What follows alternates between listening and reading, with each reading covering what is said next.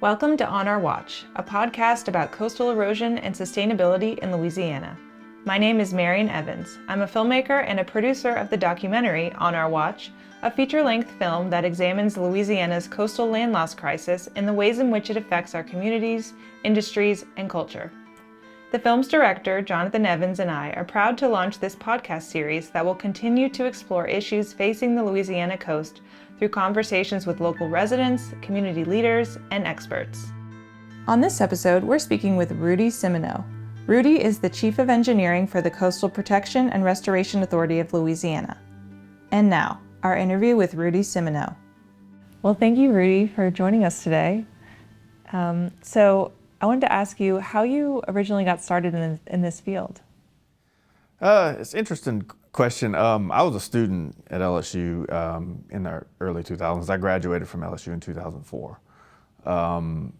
Coastal wasn't really, I guess, as prominent as it is now. I think Hurricane Katrina really kind of set the stage for what we're doing today. I was a civil engineering student. I needed an internship. We were facing a pretty saturated market in civil engineering. I think people were struggling to get jobs out of school, and so internships were a part of that. And it's a funny story. I was working at a car shop in college, repairing cars to make money, and actually drove the Secretary of Department of Natural Resources, who that's what Coastal was housed at the time, under Department of Natural Resources, to his office, and I just started talking to him, and he apparently I said some things that impressed him, and he hired me as a student intern. And so I've been working ever since then. Wow, so you kind of came into it in an interesting way. Yeah, so I came into it as a student with the expectation of I finally have an internship, and I'm just happy to get some work that was related to the field of engineering. I really learned a lot just as a student. The original physical model, which I think we'll talk about a little later, I was able to go work on that and learn about the river, learn about the concept of diverting sediment and water to rebuild wetlands, learn about some of the earlier projects we were working on. And so when I graduated, I was fortunate enough for them to offer me a full-time position. And that's I guess, the only place I've ever worked. Right. Yeah.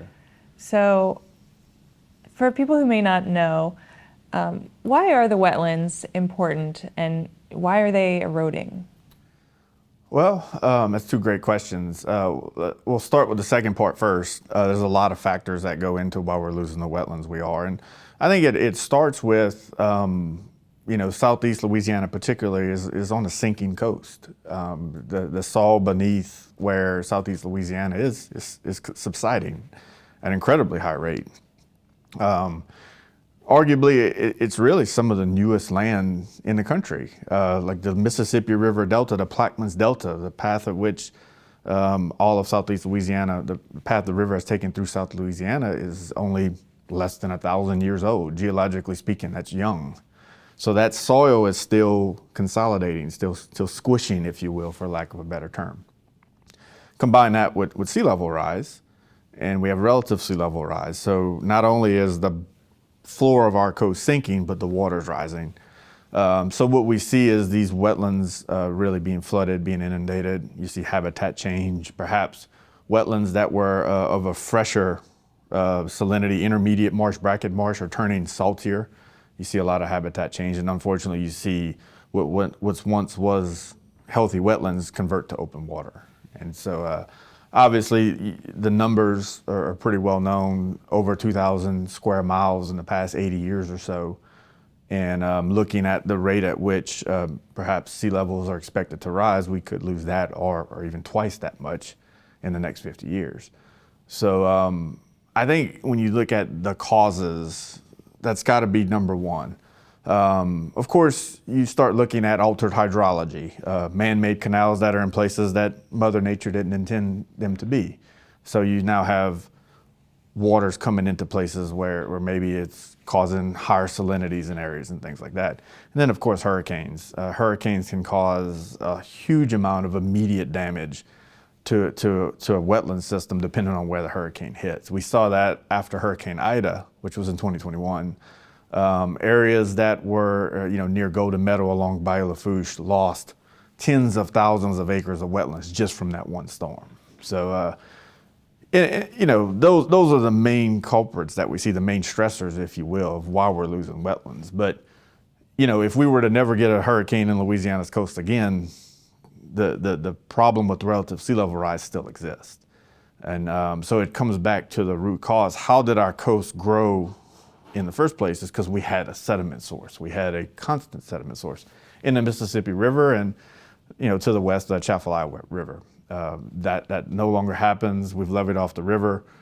We need the river levee. None of us are going to argue that. However, we have to figure out a way to get new sediment into parts of our coast, particularly southeast Louisiana. So without doing that, we can't keep up with the forces at play here. Right. Why are these wetlands important? Well, first of all, it's land between where people live and the Gulf of Mexico. So yeah, always first and foremost, buffers to levee systems, buffers to communities. There is a lot of research on a wetland's ability to knock down a storm surge. But I do think it's the other part of it is it's what makes Louisiana unique. The habitat, the fisheries, all the things that Louisiana is known for, including the statistics on seafood, leaders in most categories there, has to do with those wetlands. All of those fisheries are here because of those wetlands. So if we can't continue to put those wetlands back in place or keep the wetlands on the map, what do we gain in terms of our culture, our economies, in terms of the fisheries and things like that? Right, and it won't stop there. It'll keep going. Right, so. right. So from an engineering perspective, what are some of the structures that we can build to mitigate coastal erosion? Yeah, and it's not always structures. So, but I will say we go back to that root problem of no new sediment.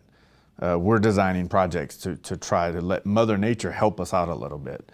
We're not going to take down all the levees, but can we strategically allow that sediment that's in the river that's really just kind of flowing to the Gulf of Mexico right now to maybe stop somewhere else and go back into the wetlands, as Mother Nature intended them to be. So the concept of sediment diversion is something that we've been working on really since the inception of any coastal program. The concept has always been there. In 2016, we started really putting funds and effort into designing two projects, the Mid-Barataria Sediment Diversion and the Mid-Breton Sediment Diversion, both in the lower Mississippi River in Plaquemines Parish, about 9 miles apart, one on the east bank, one on the west bank. It's been a huge engineering undertaking. Dozens of engineering firms, environmental firms, contractors have worked on this project, including a lot of people here at CPRA. And we broke ground on the Mid-Barataria Sediment Diversion last month. So it's, we're looking at a 5-year construction process, and then hopefully in 5 years we'll be able to operate it. But I do think it's our greatest opportunity to let Mother Nature deliver that sediment back to a part of our coast. So I do think if you talk to anybody who works in coastal or anybody who works at CPRA, you're going to hear Mid-Barataria. And there's a reason why. It's our chance to let the river rebuild our coast, put the river back to work, reestablish that natural process. Yeah, I know that groundbreaking was a long time coming. So what was that like being there that day for the ceremony? Yeah, it's as an engineer, I think it's exciting. I mean, I had the benefit of being intimately involved in the program. We were able to kind of write some of the scopes, hire some of the firms, manage some of the firms. Our program management team, led by Brad Barth, who works here, worked really hard, not just on the engineering side, but the EIS, which is unprecedented to have an EIS of that nature done in that time frame. But I think the other side of the way that I'm structured is the fun starts now, or the challenge starts now, because construction in that environment is very difficult. You're actually going to build a wall in the Mississippi River and then remove the levee at that section. So we're going to have a huge wall that's going to block the Mississippi River from our construction site and have a dried construction site. pour all the concrete, dig all the channels right behind it.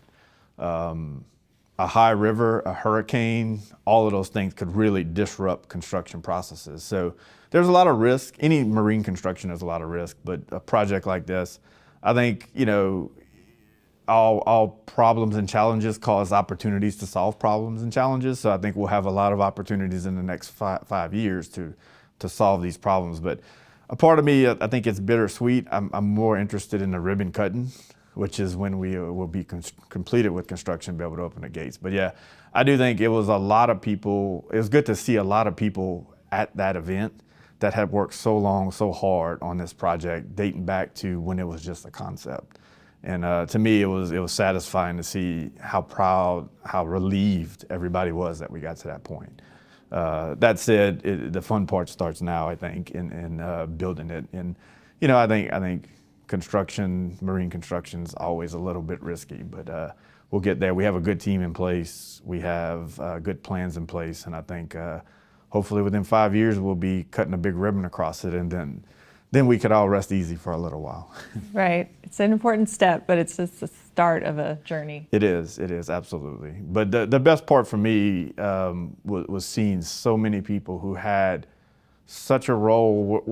It might have not been a really critical role in the design process or the permitting process, but everything from the legal process to the outreach side of it, just to see all of those people come together and say the fruits of our labor, there it is. Yeah.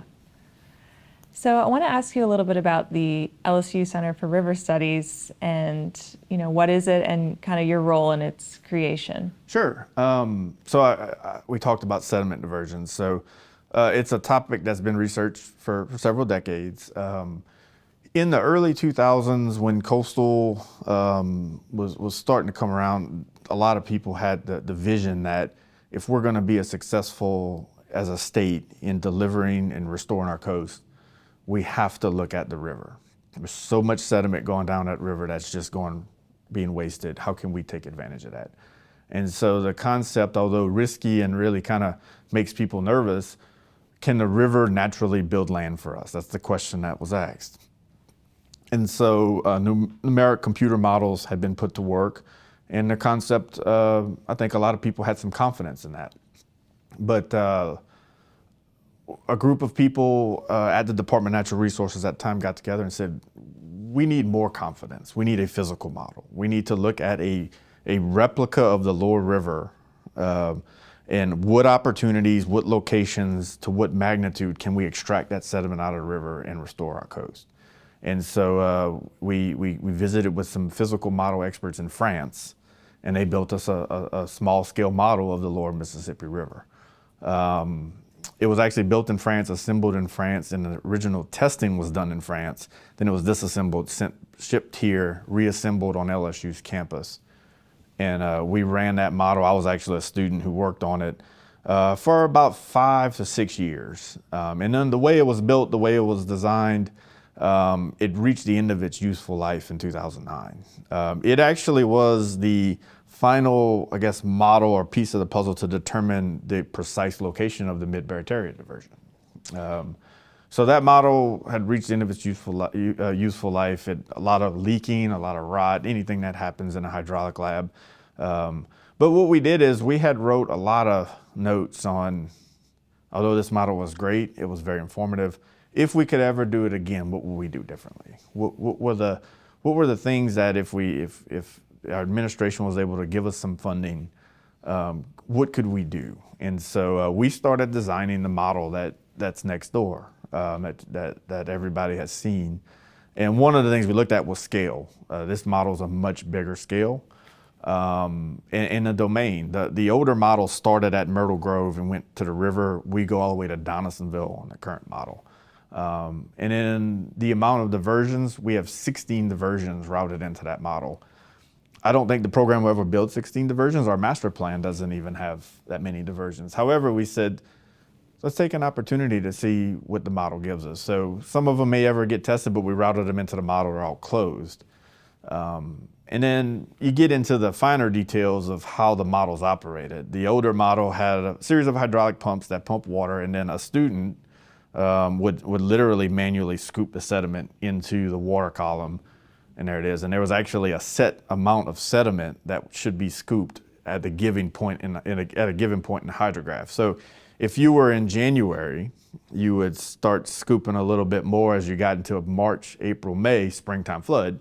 You'd have a higher concentration of sediment. As you went down the hydrograph into August, September, October, you'd scoop smaller spoons of sediment. So obviously not a precise method, but it accomplished the goal. And if you had multiple students who maybe were heavy or lighter handed with their scooping, it could have gotten mixed results.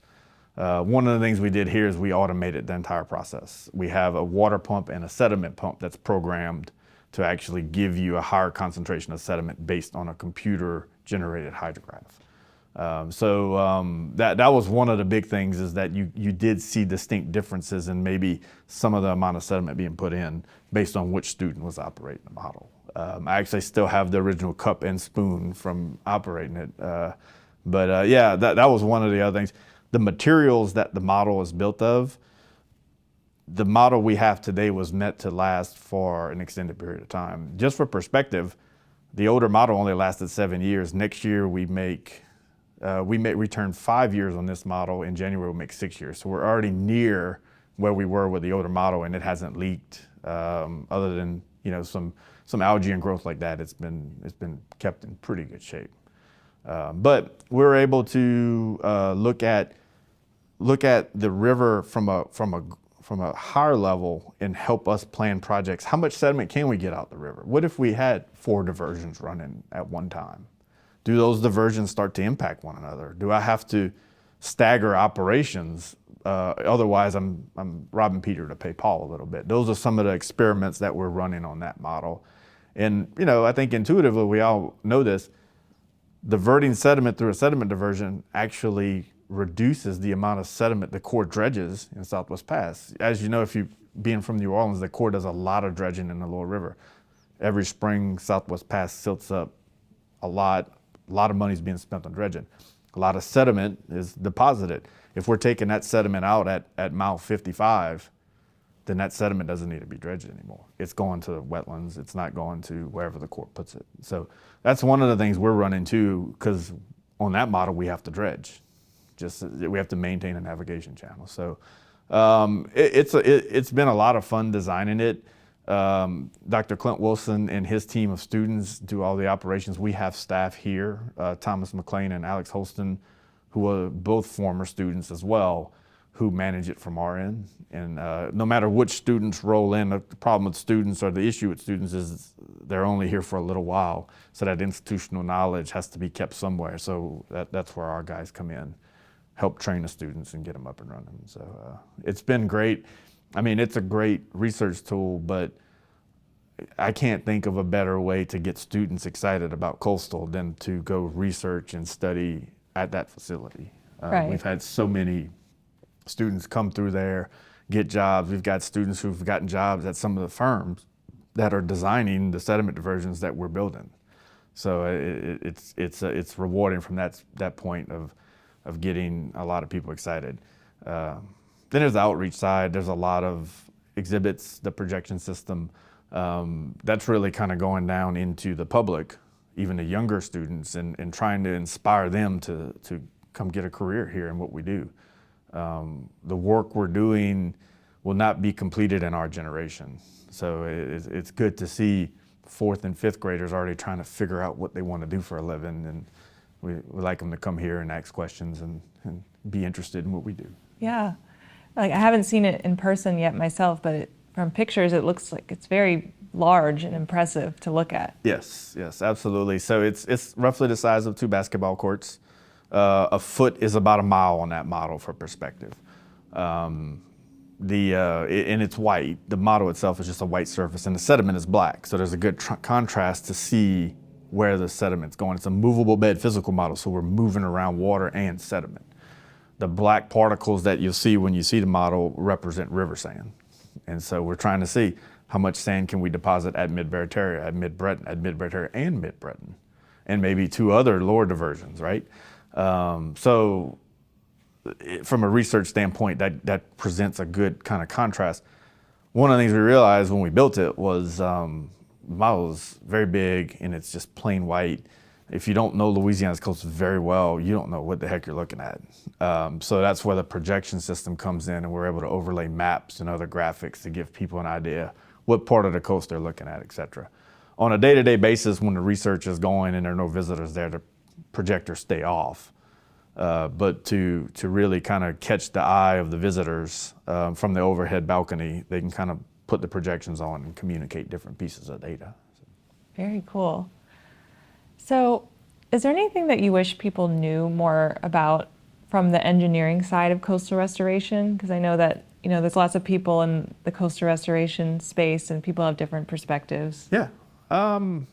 I think what we do, and I go back to, I've been doing it for almost 20 years.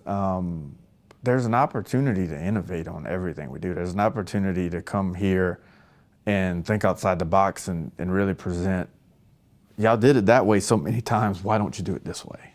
And I'm talking, we have currently at any given time 10 plus marsh creation projects under construction, and I talk about sediment and delivering sediment. The way we've been delivering sediment is to pump sediment with dredges. So we're pumping sediment all over our coast, building wetlands in 400 or 500, 1,000 acre increments at a time. A lot of our engineers work on those projects. A lot of young engineers work on those projects and design them. And we always like to present them with an opportunity to innovate. And so I think a lot of the projects aren't cookie cutter by any means. It's you're dealing with a very sensitive environment from a geotechnical or soil standpoint. We're on some of the softest, weakest soils ever in the country. And then it's the oyster leases. Our coast is full of oil and gas pipelines, private landowners, other regulatory issues that pertain to habitat, certain species of birds, fish, et cetera. All of those things have to be considered when you design a project. So the ability to come in and innovate, and really, people throw around the term multidisciplinary a lot. There's nothing more multidisciplinary than designing a coastal project in Louisiana. And so young engineers who I try to recruit, I always try to say, people have a tendency to kind of, engineers may have a tendency to only maybe stay in their little silo, stay inside of a box, and really you can't succeed in designing these projects if that's the mindset you have. You have to appreciate every other aspect of what's going on to deliver that project. So you hear the term multidisciplinary thrown around a lot. If you really want to see multidisciplinary, come look at how to design and build a coastal restoration project in Louisiana. It truly is exposing people who may be not comfortable speaking to the public, or speaking to regulators, or speaking to landowners. And sometimes it's required. I think that's probably what a lot of people don't have appreciation of. A lot of our projects look the same, and CPRA is just building another marsh creation. Every one of them has a unique challenge, and I think that's what makes it fun. Yeah, it's a great mindset to have. Yeah. Well, thank you, Rudy, for talking to me today. I really appreciate it. Yeah, thank you for having me. Thank you for listening to On Our Watch. We hope you enjoyed our discussion with Rudy Simoneaux. Don't forget to subscribe to On Our Watch on your favorite podcast app to be notified about future episodes. You can also watch a video version of this podcast on YouTube, which you can find a link to in the description. Thank you for tuning in, and we'll be back with another episode next week. This podcast is made possible through grant funds from the Greater New Orleans Foundation and is executive produced by Bruno UK Steiner.